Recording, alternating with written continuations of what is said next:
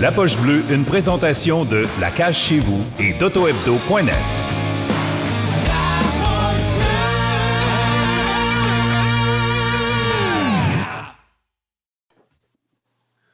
Bonjour Jeff, merci d'être présent à Poche Bleue aujourd'hui, de prendre le temps de venir nous voir. Merci beaucoup pour l'invitation. Salut Jeff. Salut, ça va bien? Ouais, ça va. Je vais commencer, je vais briser la glace. Ça va être aussi facile que ça. Quand on a parti ça, moi puis Guillaume, puis qu'on a appelé notre projet, le podcast La Poche Bleue, on s'entend qu'on ne s'attendait pas aujourd'hui de parler avec Jeff Molson, le propriétaire du Canadien de Montréal. Je parlais à Guillaume aujourd'hui, peut-être qu'on aurait dû repasser le nom un peu, mais on est super fiers, puis c'est un honneur pour nous de t'avoir aujourd'hui.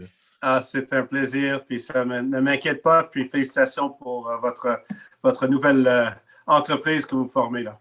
Merci beaucoup. Justement, on va commencer. Qu'est-ce que le propriétaire du Canadien de Montréal fait dans ces moments-là de confinement où justement le hockey ne roule pas, il ne se passe rien présentement? Oui, il n'y a pas grand-chose qui se passe au niveau de hockey ou événementiel, presque rien. Alors, j'essaie de rester chez moi autant que possible. D'éviter le bureau. De temps en temps, il faut aller pour des réunions. Ouais. Mais le plus important pour moi, c'est de gérer les employés à distance. On est nombreux et il y en a qui sont chez eux, qui ne travaillent pas. Il y en a qui sont chez eux, qui travaillent très fort. Et il faut s'occuper de tout le monde parce que ce n'est pas facile. Et il faut continuellement communiquer continuellement pour garder les esprits élevés. Mm-hmm. C'était important, M. Molson, pour nous de découvrir le côté humain, le côté votre enfance et tout ça. On te voit souvent dans des entrevues parler du Canadien, des joueurs, des signatures, du cap salarial, tout ça. Mais ce soir, c'est pas ça le but de l'entrevue. Je pense que c'est de connaître la personne. Puis, souvent, on a des questions, même en tant qu'anciens joueurs qui ont joué avec le Canadien de Montréal. Je vais commencer avec une qui m'est venue en tête. C'est la jeunesse d'un Québécois de jouer à la patinoire extérieure, de jouer au hockey dans la rue avec les rollerblades. C'était quoi l'enfance avec les frères Molson de ce côté-là? Ah, c'était pas différent pour moi. J'étais un joueur de hockey et je continue à jouer maintenant, mais j'ai joué à tous les jours, tous les soirs. Pendant l'été, je jouais dans la rue, pendant l'hiver, dans la patinoire à l'extérieur. Puis j'ai joué plusieurs niveaux, puis j'ai adoré le hockey. Ça faisait une grande partie de ma vie au quotidien. Ouais. Justement, est-ce qu'à l'école, les jeunes savaient que vous étiez dans la famille Molson, qui est propriétaire de l'organisation? Est-ce que ça a changé quelque chose de l'approche des jeunes au niveau scolaire? C'est sûr que quand je joue contre d'autres équipes, il y avait des commentaires sur la glace. Mais j'étais pas pire comme joueur. Alors, je pouvais me défendre avec un peu de talent. Alors, quand il me disait que je suis seulement là parce que mon nom est Molson, c'était pas nécessairement vrai sur la patinoire. Mais non, ça, c'était un peu difficile. Mais je pense que c'était moins difficile pour moi que ça l'est maintenant. Parce qu'il n'y avait pas de médias sociaux, il n'y avait pas d'Internet, il y avait pas tout le monde me reconnaît maintenant à cause de comment c'est facile de savoir quelque chose via l'Internet ou Twitter ou n'importe quoi. Puis pour moi, ils savaient que j'étais un Molson, mais c'était plus facile pour moi que ça allait pour mes enfants, par exemple. Ouais. Je regarde mes enfants, justement, quand je vois à un match. Puis, pour eux, c'est un gros événement. Ils viennent, ils vont voir le match à Berlin. Après la partie, ils voient la mascotte et tout ça. Pour les frères Molson, c'était quoi à l'époque? On allait voir un match canadien, puis l'équipe appartient à notre famille. C'était quoi une journée typique des frères Molson qui vont au forum, par exemple? Je viens juste de l'apprendre le week-end dernier. Je n'avais pas jamais pensé, mais les Canadiens ont 115 ans maintenant. Et les Molson sont propriétaires pour 48 de ces 115 années. Alors, on est tellement chanceux, ces 3 générations de Molson qui ont été propriétaires des Canadiens. Et c'est quelque chose dont on est très fiers. Mais chez moi, dans ma maison, on gardait ça assez simple. Je retournais de l'école et si j'avais complété mes devoirs, j'avais permission d'aller patiner avant d'aller au match des Canadiens, par exemple. Alors, c'était vraiment devoir patiner dehors parce que la rue à l'extérieur, la patinoire à l'extérieur de notre maison était pas loin, le parc n'était pas loin du tout. Puis vers 7h30, parce que les matchs étaient à 8h à cette époque-là, puis à 7h30, je pouvais me rendre au Forum de Montréal pour voir jouer les Canadiens. Puis quand on arrive au Forum, tu sais, l'impression, par exemple, pour moi personnellement, c'est que tu rentres dans le Forum, puis c'est ton building, c'est à ta famille, tu fais ce que tu veux. C'était quoi la routine? T'allais-tu voir les joueurs dans le vestiaire? Est-ce que tu t'assisais dans un siège, dans une loge? J'étais vraiment pas ce type. Premièrement, j'étais très jeune, très gêné aussi. Alors, je m'approchais des joueurs un peu, mais je rentrais jamais dans le vestiaire, puis je gardais ma distance. Mais une des choses que je me rappelle le plus, c'est que je faisais partie du rituel. C'est comme vous avez un rituel avant chaque période où vous faites des mouvements, des claques sur les patins, des high five. Moi, je faisais partie de la sortie des joueurs quand j'étais là. Et c'était le fun et c'était toujours la même personne. C'était Mario Tremblay qui frappait mes orteils avec son bâton. Fait que si vous n'aviez pas fait vos devoirs, vous cassiez sa routine d'avant-match. Ouais. Est-ce que, moi, j'ai une question à deux volets un peu. Est-ce que quand on est joueur plus jeune, je pense que même si votre famille est propriétaire, vous rêvez quand même de porter l'uniforme comme joueur. Puis est-ce que ça fait plus mal quand on ne réalise pas ce rêve-là? Non, je pense que c'est quand on est très jeune, on rêve de jouer pour les Canadiens de Montréal comme vous deux. Ouais. Mais vous êtes arrivé à l'âge de 14-15 ans, puis vous avez eu permission de continuer à rêver. Mais moi, c'était clair que je n'allais pas faire la Ligue nationale. Okay. On commence à mettre un peu plus d'emphase sur les études, puis on continue à jouer quand même. Ouais. Mais il n'y avait pas de pression dans ma famille pour performer sur la glace. Ouais. Ben, justement, on parle de la pression de la famille puis tout ça. Tu sais, dans la vie, je pense que c'est beaucoup de pression de représenter une grande organisation. Mais représenter une organisation, quand en plus, ça représente ton nom de famille, est-ce que c'est dur à tous les jours se lever et avoir cette pression-là? Oui, moi, je ne dirais pas que c'est dur. Je trouve que moi, c'est une responsabilité que j'ai. Et mon père, mes parents m'ont appris qu'il faut rester humble, il faut travailler fort, il faut être gentil avec tout le monde et rester prudent quand on est dans le public. Et ce sont des principes de base qu'on a appris très, très jeune. Alors, pour moi, quand je me lève le matin, c'est sûr que je suis chanceux qu'on a une brasserie qui est parmi les plus grandes au monde. Mais je pense aussi que si vous demandez à quelqu'un qui travaille avec moi, ça serait difficile pour eux de faire la différence entre moi et eux en termes de personnes.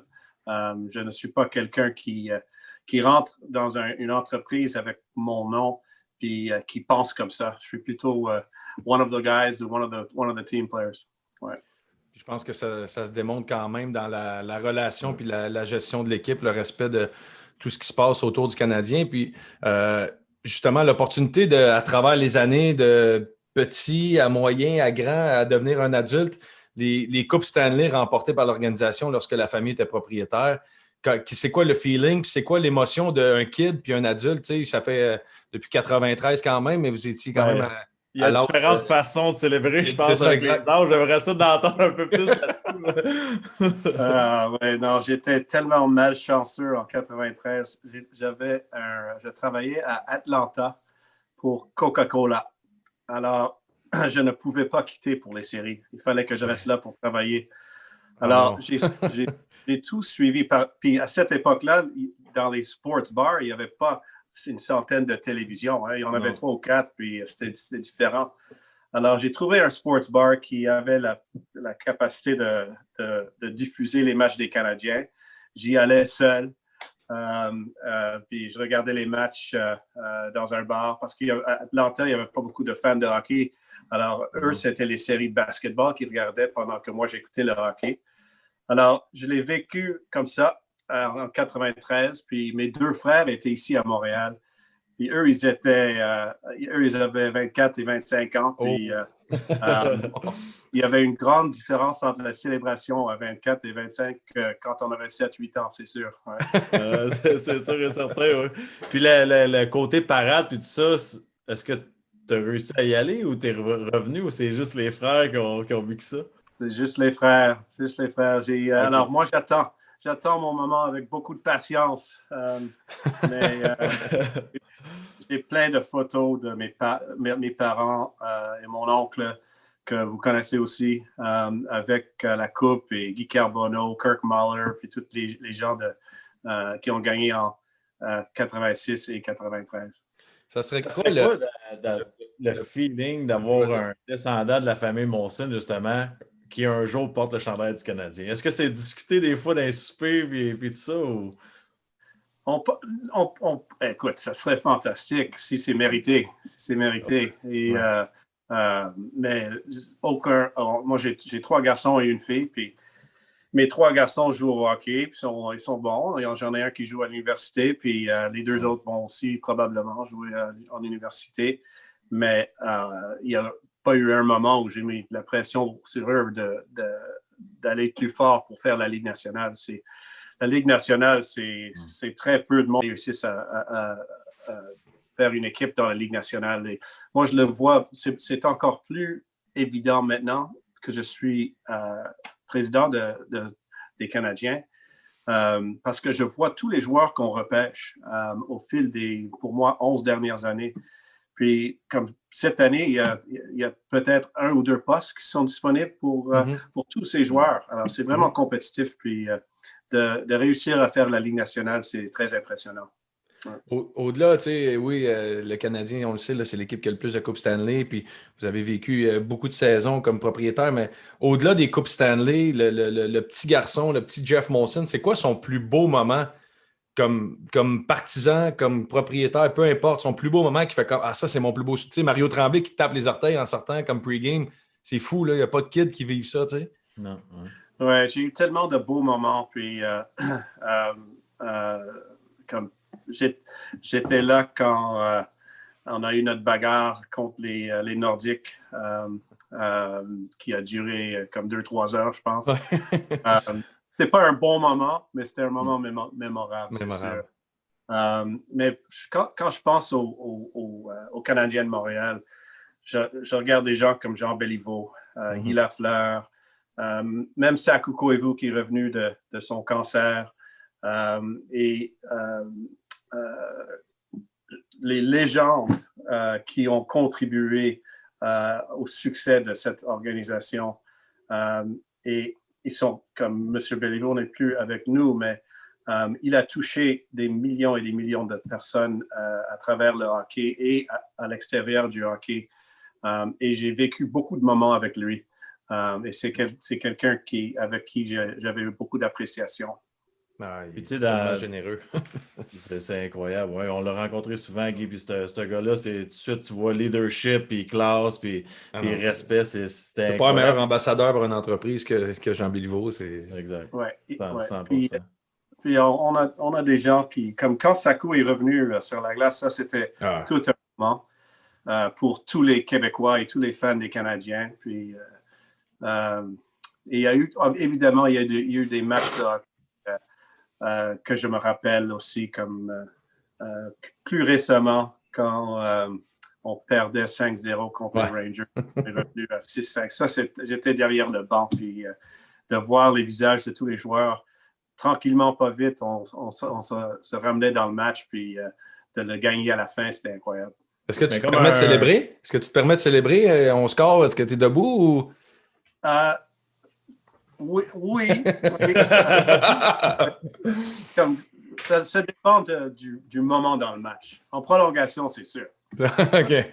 Mais il faut aussi, pour moi, dans mon rôle, je trouve qu'il ne faut pas être trop émotionnel quand ça va bien ou Ouais. trop émotionnel quand ça va moins bien. Et quand je me présente aux fans et au public, je ne veux pas donner l'impression que je suis vulnérable quand ça va bien ou moins bien. Alors, j'essaie de garder ça assez stable tout le temps, mais on a gagné un match contre les Leafs cette année. Puis, il y a une photo qui est à travers Twitter de moi que je cogne la glace, les vitres en célébration. C'était le but de Scandella. Puis, alors, il y a des moments où je garde moins de réserve. J'adore ça. J'adore ça. Justement, à quel point, tu sais, comme joueur, on lit les médias puis tout ça, puis des fois, il y a des joueurs que ça l'affecte, il y en a que ça les affecte pas du tout. À quel point, justement, tout ce qui se dit dans le monde du hockey, c'est difficile à gérer ou c'est facile à gérer. Comment on fait pour se faire une opinion dans tout ça? Tu sais, souvent, dans le monde normal, la nature humaine, c'est se faire influencer, là. Mais Ouais. avec tout ce qu'on entend, comment tu fais pour garder ton idée et la protéger? Le plus difficile pour moi, et je vais revenir à ta question, mais c'est pas nécessairement les médias. Et je vais expliquer après. Le plus dur pour moi, c'est quand ça va pas bien en termes de performance sur la glace. Et ça, c'est ça qui m'impacte le plus parce que je veux tellement que l'équipe gagne. Et quand ça va pas bien, ça fait mal. C'est là où je perds un peu de sommeil. Mais les médias, ils font leur job et ils ont beaucoup d'émotions aussi. Ouais. Et ils veulent qu'on gagne aussi. Ouais. Moi, je transfère toute cette énergie, quand c'est négatif, en passion, parce que la passion est là. Et ils ont le droit de nous critiquer quand ça va moins bien. Alors, je suis capable de l'absorber et de l'écouter de temps en temps, de faire quelque chose pour l'adresser. Mais en général, c'est la passion qui parle et c'est une équipe qui est probablement l'équipe dans le hockey le plus populaire au monde. Et pour moi, s'il n'y avait pas cette passion et tout le monde qui veut écrire sur cette équipe, ça serait moins le fun pour nous comme organisation. Tu parles d'équipes populaires et tout ça. Tu sais, en tant que joueur, on a des modèles, des idoles. Est-ce que toi, en tant que propriétaire, tu regardes des organisations, par exemple les Yankees de New York, ou est-ce que tu prends exemple ailleurs? Est-ce qu'il y a une organisation qui t'aide dans ta façon de procéder? Oui, j'étudie les organisations qui réussissent année après année. Et parfois, c'est comme les Yankees sont impressionnants, c'est sûr. C'est la seule équipe qui a gagné plus de championnats que nous. Je pense qu'ils sont rendus à 26 ou 27 peut-être. Mais leur système de compensation pour les joueurs est complètement différent. Eux, ils peuvent dépenser autant d'argent qu'ils veulent pour avoir une équipe gagnante. Et si on recule 30-40 ans, les Canadiens étaient dans cette position aussi, où ils pouvaient dépenser plus que les autres équipes. Là, on est rendu où tout le monde dépense à peu près le même montant d'argent. Alors, c'est très difficile de gagner dans notre système. C'est beaucoup plus compétitif, mais alors, il y a cet élément-là. Mais oui, je regarde les autres équipes comme une des choses que je trouve nécessaire, et toutes les équipes qui ont du succès l'ont, c'est d'avoir un noyau de 3-4 joueurs qui sont vraiment extraordinaires et qui peuvent amener le reste de l'équipe avec eux dans une performance dans les séries. Et c'est tellement important d'avoir ce leadership parmi 3-4 personnes sur l'équipe. Ouais. Là, on parle d'équipe, mais est-ce que vous regardez aussi ce qui se fait dans d'autres sports? Tu sais, si on compare le soccer européen ou le baseball, le football, même juste ce qui se passe dans l'aréna, dans le stade, juste l'ambiance, est-ce que vous prenez des choses? Ah, ça m'intéresse. Ou même juste, tu sais, Max, t'es en Allemagne, à Berlin, juste le hockey européen, là, tu sais, ce qu'ils font, les tam-tams, ces affaires-là, est-ce qu'il y a des choses que des fois vous dites, ah, ça pourrait être intéressant chez nous? Oui, on fait beaucoup de recherches. Et moi, j'envoie toujours, quand je vois quelque chose que j'aime, je l'envoie directement au groupe marketing pour voir si c'est quelque chose qu'on peut faire. J'adore, dans le soccer, par exemple, j'adore le fait qu'ils chantent tout le temps. des chansons. Puis si on aurait une opportunité de chanter quand on compte un but ou quand ça va bien, des chansons canadiennes, ça serait le fun. C'est compliqué à faire, mais ça serait le fun. Et tout ce qui est comme à Vegas, on était nombreux à y aller pour voir parce qu'eux, ils avaient permission de faire n'importe quoi parce que c'était nouveau. Alors, ils ont fait des choses très intéressantes, puis on a appris de ça aussi. Ouais. Mais il me semble on peut lever la main et dire, moi, au nombre de Coupes Stanley que j'ai, je peux-tu faire ce que je veux, moi? Il me semble que ça devrait être permis. Oui, c'est ça. On parlait tantôt des légendes puis tout ça, Jean Béliveau, l'Impact, on connaît tout ça, mais y a-tu un conseil que tu t'es fait donner dans ta carrière ou dans ta jeunesse que ce conseil-là d'un joueur t'a marqué puis t'a aidé à grandir en tant qu'individu? Un conseil d'un autre joueur? D'une légende, d'un joueur, d'un entraîneur peut-être?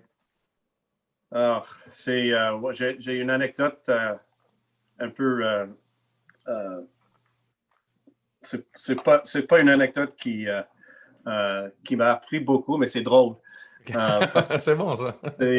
J'étais dans le salon des directeurs que vous connaissez bien, puis M. Béliveau rentre dans ce salon après chaque période. Puis on a perdu.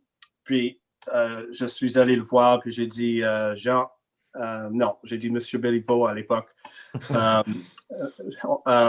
Béliveau, à chaque fois que je viens au match, on perd. Et je prenais un peu de responsabilité que peut-être c'est parce que je vais au match. Puis il m'a dit, Jeff, je comprends pas.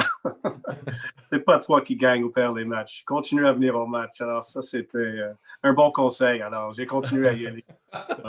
J'adore ça. C'est quoi l'émotion familiale ou, tu sais, comme vous avez dit tantôt, là, 48 ou 49 ans sur les 115 ans du Canadien, que la famille Molson était propriétaire, il y a eu des ventes, des rachats, des choses comme ça. Comment est-ce qu'on vit avec la vente d'un bébé en tant que tel, d'une organisation aussi passionnante que le Canadien?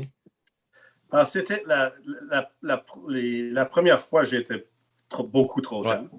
Mais en 2001, c'était la brasserie qui était propriétaire des Canadiens à l'époque. Et la famille propriétaire de la brasserie. Alors, j'étais jeune. J'avais 31 ans à l'époque. Et ça m'a fait mal. Et j'étais très content qu'on a réussi à garder 20%. On a vendu seulement 80% à M. Gillette pour nous protéger dans l'éventualité où il le revend une autre fois plus tard, ce qui s'est passé. Mais non, ça a fait mal, mais j'étais trop jeune et j'avais pas assez d'expérience à l'époque pour essayer de faire ce que j'ai réussi à faire en 2009. Et ça, c'était de former un partenariat, d'amener d'autres compagnies québécoises avec moi pour racheter l'équipe de George Gillette. Et ça, j'avais 39 ans quand j'ai fait ça, 8 ans plus tard. Puis, je suis tellement content de l'avoir fait, mais j'aurais jamais pu le faire à 31 ans et j'aurais jamais pu le faire sans mes partenaires non plus. Ouais. Quel leg, le 8 ans de George Gillette, quand tu dis de 31 ans à 39 ans, le 8 ans que George Gillette a eu, quel impact ou quel leg que, nous, on a été dans l'ère George Gillette beaucoup pour moi.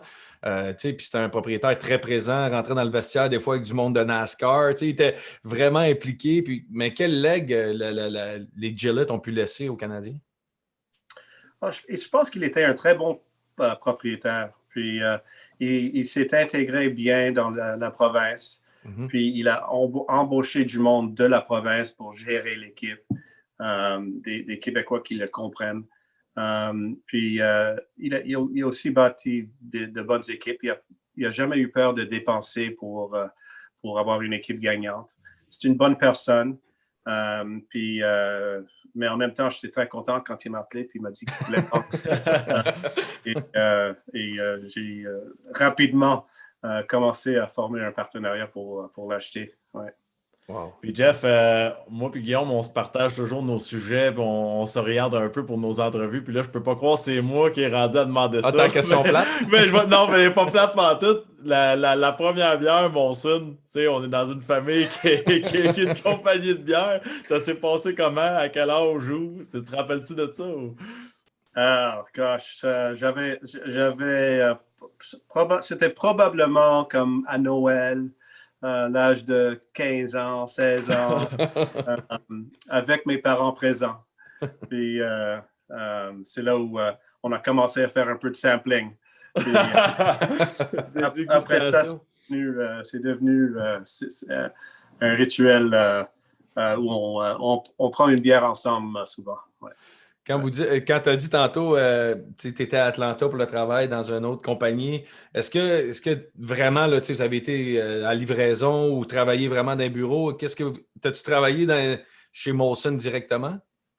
Non, je voulais travailler chez Molson tout de suite après l'université, mais mon père m'a dit que je suis beaucoup mieux d'aller ailleurs, de me prouver dans un endroit où mon nom n'est pas le nom Molson n'est pas important dans la compagnie. Alors, j'ai travaillé pour une dizaine d'années pour d'autres compagnies dans plusieurs postes, que ce soit un marchandiseur, un livreur, marketing, vente. J'étais en charge des distributeurs aussi à une époque aux États-Unis. Excuse, ça c'était quand j'ai joint Molson, mais avant ça, j'ai travaillé pour plusieurs compagnies, 3 compagnies qui m'ont formé. Et mon père m'a toujours dit que si je me fais promu et je gagne mes promotions, c'est là où peut-être la compagnie Molson serait intéressée à m'embaucher. J'adore ça. Alors, ça, c'est de la pression. Ouais, un peu de pression, mais c'était la meilleure chose qu'il aurait pu faire pour moi. Ouais. Ah, wow, ça, c'est vraiment bon. Puis, justement, quand on devient propriétaire ou on redevient propriétaire, comment est-ce qu'on choisit que c'est Jeff qui va être celui qui représente le Canadien dans la famille? C'était vraiment une initiative que j'ai l'idée. Puis, mes frères étaient toujours à côté de moi pour me supporter.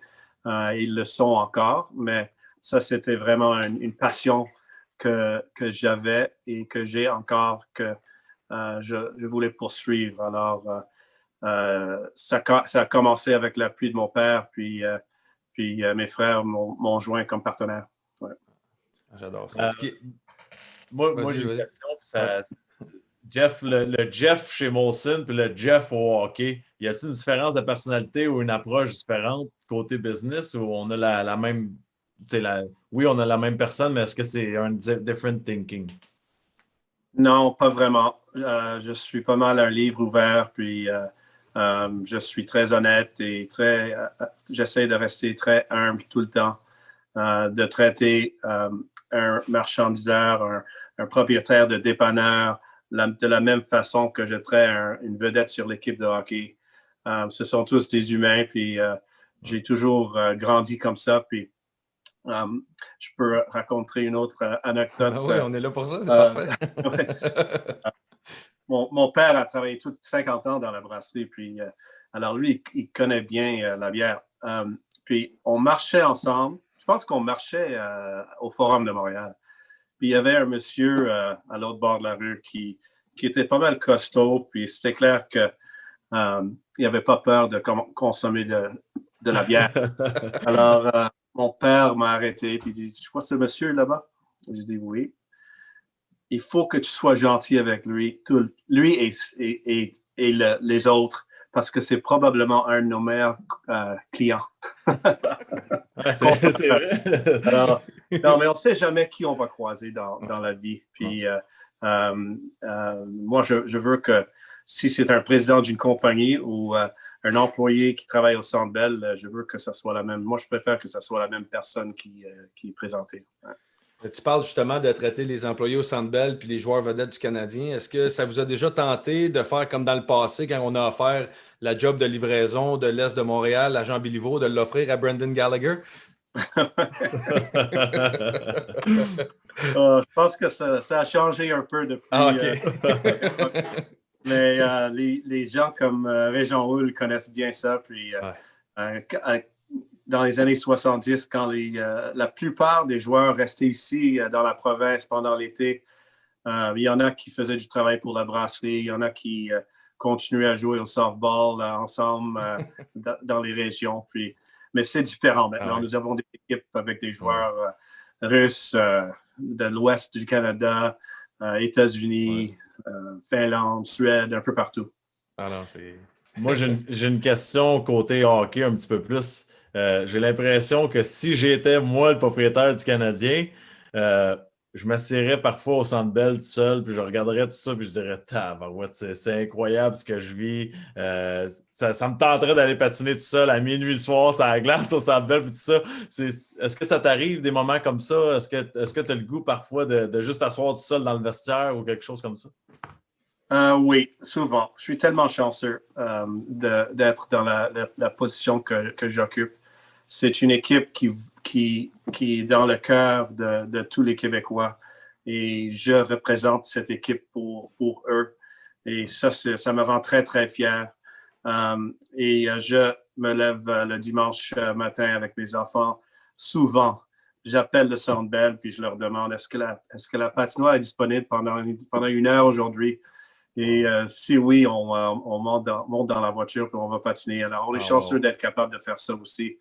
Et on adore ça. Puis, comme n'importe qui va au Centre Bell, on prend des photos, puis des photos de famille. C'est vraiment... je suis tellement chanceux de faire ce que je fais. Puis, j'espère qu'un jour, je vais ramener une Coupe Stanley pour nos partisans parce que ça fait longtemps.